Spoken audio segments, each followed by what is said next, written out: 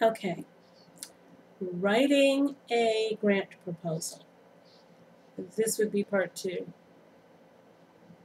Writing a grant proposal should always begin with your outline.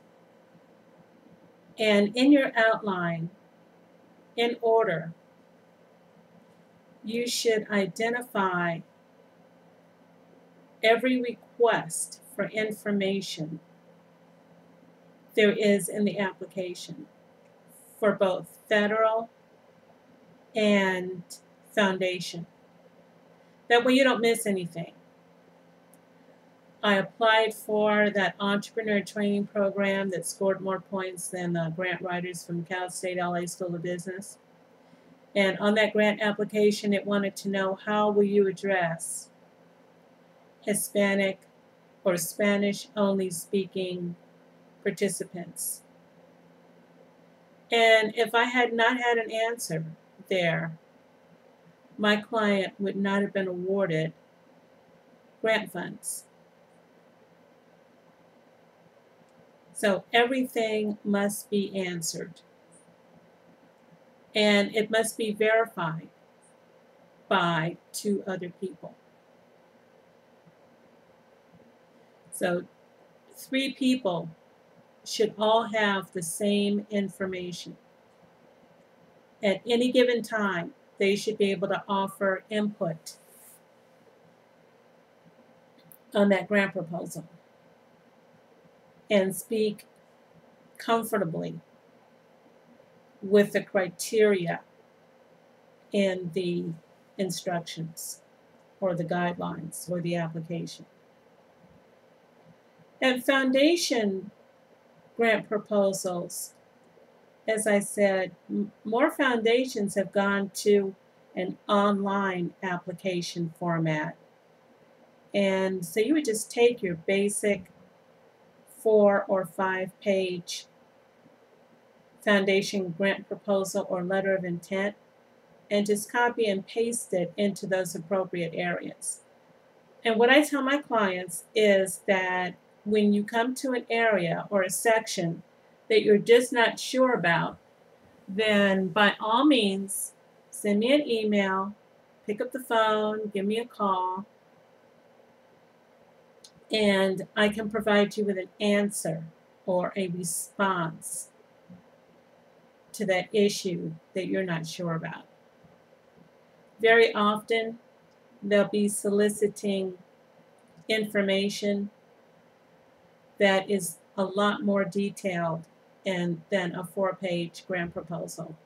And frequently, and this is also true with Canadian grants, because I've written some grants for the Canadian for-profit and nonprofit sector. And with the Canadian grants, there's a word count limit. And so if you go over that word count, they can reject your grant proposal. The same is true with a lot of foundation grant proposals. And I know I've already mentioned that the federal grant proposals, if you submit 1 page more than is allowed, then your grant proposal will not be reviewed. So your grant proposals must always be written to conform to the guidelines and instructions of the funding source. And that is the first thing, the very first thing that you're thinking about is, what is the funding source looking for? Next on the list would be, you've got to be passionate. You have to be able to present and defend with passion. Your facts must always be accurate. You don't have to go so far as to provide academic quotations and references or a bibliography. Please, by all means, do not do that. But you have to be able to name a source. I would say, according to the Miami Herald, 95% of all children wish they could eat ice cream in the morning. Okay?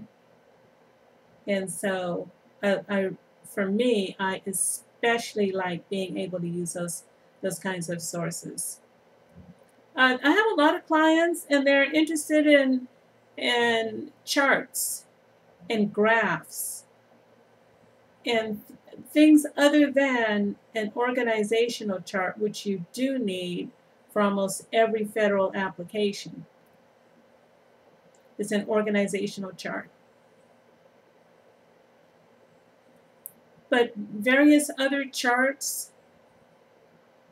may or may not be necessary, especially if you're going to be providing them with an explanation anyway. If you're already going to be identifying the fact that 85% of all Catholics like the Pope, 95% of most Baptists do not, 95% of atheists do not, or whatever.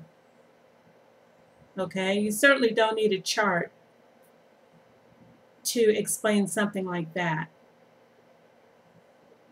All right, so charts, graphs, other graphics, they have their place, not so much in a grant proposal.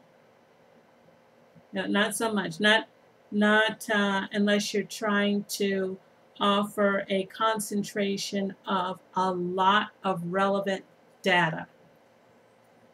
If you have a lot of relevant data, compacted nicely in a graphic, then by all means use it. You know, if it's something that you could not explain thoroughly in a couple of paragraphs, that if in that instance a graphic makes more sense or delivers a message better, then in that instance I would say use a graphic. The federal grant proposals, a lot of them have already the budget information in the form.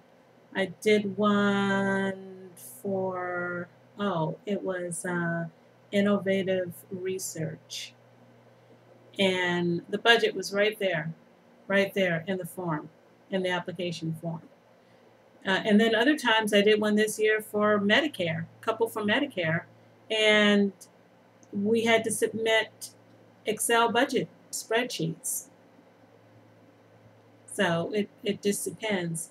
Generally, a spreadsheet is a good thing to have for being able to compile a spreadsheet for your budget is good. Or a line item using a word table would suffice. Like the ones that we use, the templates that we provide in the books, we just do a simple word line item budget. And whenever a funding source needs more information than that on the budget, then they will identify it, or you may even have a budget worksheet